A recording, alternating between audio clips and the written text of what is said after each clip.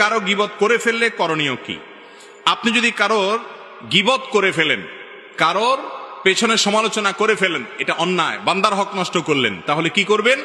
এই বা ক্ষতিপূরণ হিসাবে আপনি 4টি কাজ করবেন। নাম্বার 1, আল্লাহর কাছে মাপ চাইবেন। আল্লাহ, আমি গীবত করে ফেলেছি। গীবত করা কি হালাল না হারাম? একটু আগে আপনারা গীবত সম্পর্কে আলোচনা শুনছেন, ওয়াজ শুনেছেন। গীবত করা কিরকম হারাম? আপন ভাই মারা গেলে তার গোশত কামড়ে খাওয়া, রান্না করে খাওয়া, তার গোশত খাওয়াটা যেরকম অপরাধ, গীবতটা সেই রকম অপরাধ। কত ডেঞ্জারাস অপরাধ চিন্তা করেন। এইরকম অপরাধ আপনি করে ফেলেছেন, এটা যখনই আপনি আঁচ করবেন যে আমি এত গীবত করে ফেলেছি, সাথে সাথে আল্লাহর কাছে 1 নম্বর কাজ হলো মাপ চাইবেন। কি চাইবেন?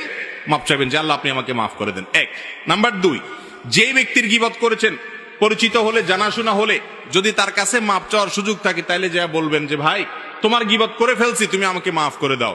আর যদি মাপ চাইতে গেলে বরং আরো ভেজাল বাড়ে, বলে যে কি সর্বনাশ, কি গীবত করছো আমার বলো।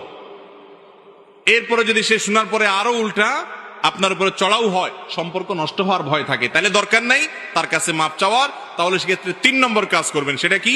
সেটা হলো তার জন্য আল্লাহর কাছে মাপ চাইবেন। এবং এ বিষয়ে বিভিন্ন হাদিসে বর্ণনা পাওয়া যায় যে গীবত হয়ে গেলে, যার গীবত করে ফেলেছেন তার নাম ধরে বলবেন আল্লাহ অমুককে আপনি মাফ করে দেন। এটা ইনশাল্লাহ আপনার গীবতের কি হবে? কাফারা হিসাবে কাজ করবে।